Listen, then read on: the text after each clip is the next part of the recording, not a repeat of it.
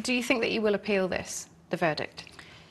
It's in the hands of solicitors at the minute. You know, we'll let the dust settle. We'll read through all the documentation. Well, when I say we, they will, and I'm sure we'll probably have conversations in the future about what's next, if anything, and you know what we do.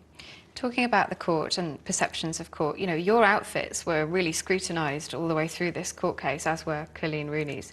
Do you feel like there was an element of sexism in the coverage of this case? Totally. The whole thing was presented in such a misogynistic way. I mean, you know, when Johnny Depp was going through his court case, there was hardly any articles, if any, about how much money he'd spent and, you know, his outfits. But it just seems like women aren't allowed to defend themselves. Women aren't allowed to, you know, dress nicely.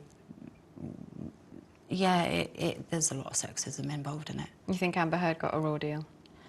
To be honest, I didn't really follow the case too much. I think the way she was treated in court, yes. Yeah, because you have spoken about David Sherborne and the way that he treated you, and he was actually reprimanded for the way that he spoke to you at one point. Yeah. David Sherborne was Coleen Rooney's barrister for the trial. He's no stranger to high-profile cases, having represented Johnny Depp and Meghan Markle before. But the judge at times questioned his tone when he cross-examined Rebekah Vardy in court. How did that feel on the stand in that court? Horrendous. I still have flashbacks of it now.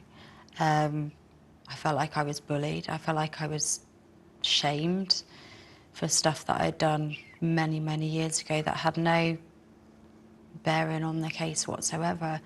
And I feel like I wasn't given an opportunity to answer the questions the way they should have been put to me. But, you know, that was obviously the way he wanted to go with it. And, you know, yeah, it wasn't a nice experience at all.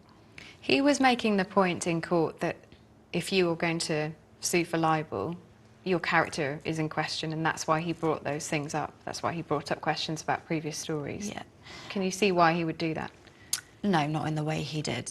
You know, I think it should have been based on what the accusations were. I mean, I was always threatened from day one with their legal team that if I was to pursue this, that I would be character assassinated. That was always a threat. They told you that? Yeah. So I knew to some extent, you know, what they were trying to do to me, the stuff that was being put in the press, and, you know, having to read the defence firsthand in the Daily Mail. We didn't read it through my solicitors, I read it through the press. And what do you think that says about the other side? I don't know, I'll leave that to be open to interpretation.